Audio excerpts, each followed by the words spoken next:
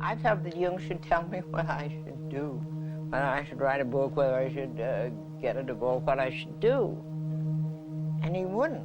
And so I got mad at him. And I said, why is everybody so mean to me? And he said, why are you so mean to everybody?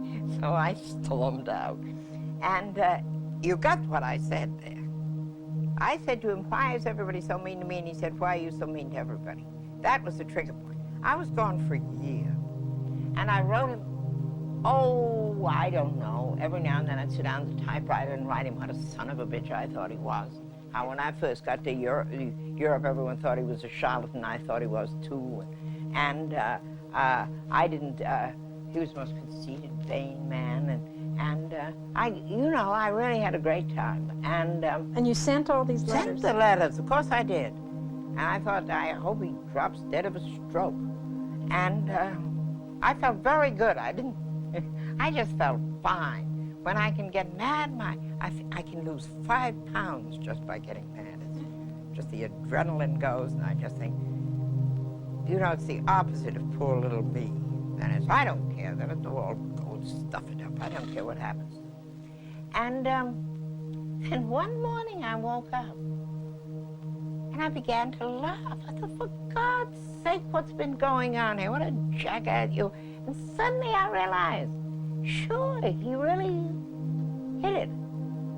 And so I phoned Miss Schmidt, Fräulein Schmidt, and asked if I could have an appointment. And she laughed and said, oh, yes, she said, Professor Jung told me to save some time for you. He thought you'd be calling shortly.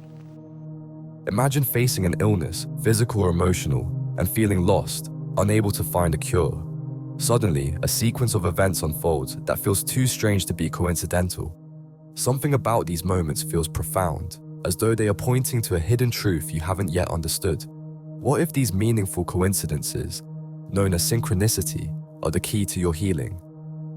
Join us as we dive into Carl Jung's groundbreaking work on synchronicity and discover how these events, when embraced, can lead us towards deep, transformative healing. Chapter 1. What is synchronicity? Synchronicity is Carl Jung's term for the meaningful coincidences that occur in our lives.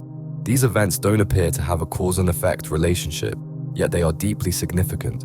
According to Jung, they offer a glimpse into the underlying order of the universe.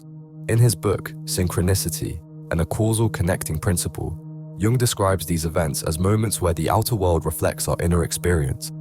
Jung's book, Synchronicity, published in 1952, gives us a framework to understand how these events reveal deep insights into our psyche and the collective unconscious. Chapter 2. Illness, Synchronicity, and the Shadow. When we go through illness, whether physical or emotional, our shadow, those parts of ourselves we avoid or suppress, often emerges. In Jungian psychology, this shadow represents repressed thoughts, feelings, and desires that can manifest as symptoms in the body. But synchronicity comes into play here. Clip we started with demonstrates Jung helping a patient confront their shadow. Through synchronicity, we may be guided to face our shadow directly. A book falls off the shelf, a stranger says something that resonates with your inner turmoil. These moments aren't accidents. They are signals guiding us toward healing.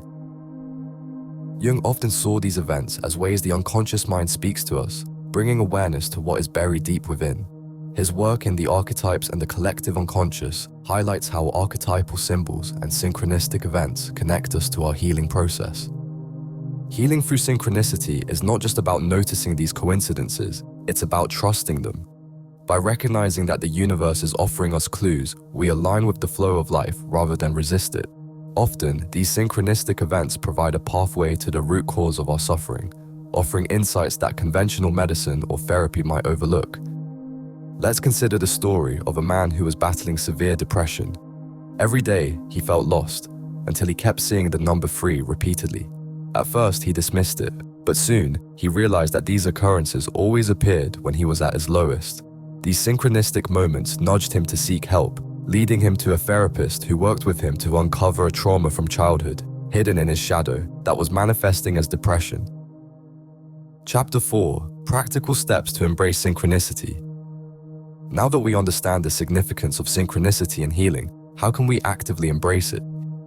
Here are some practical steps you can take to recognize and use synchronicity in your healing journey. Pay attention. Be mindful of recurring symbols, numbers, or events. If something feels meaningful, don't dismiss it. Write it down in a journal and notice patterns.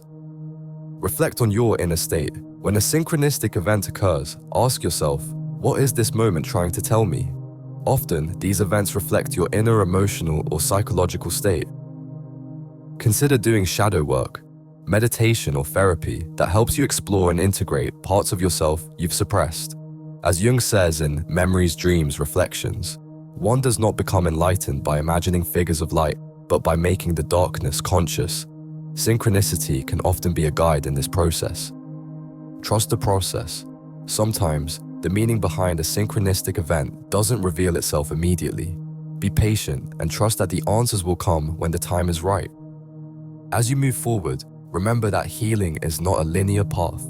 By staying open to the synchronistic events in your life, you can unlock deeper truths about yourself, your illness, and your path to recovery. Jung's work reminds us that the universe is always in communication with us. It's up to us to listen.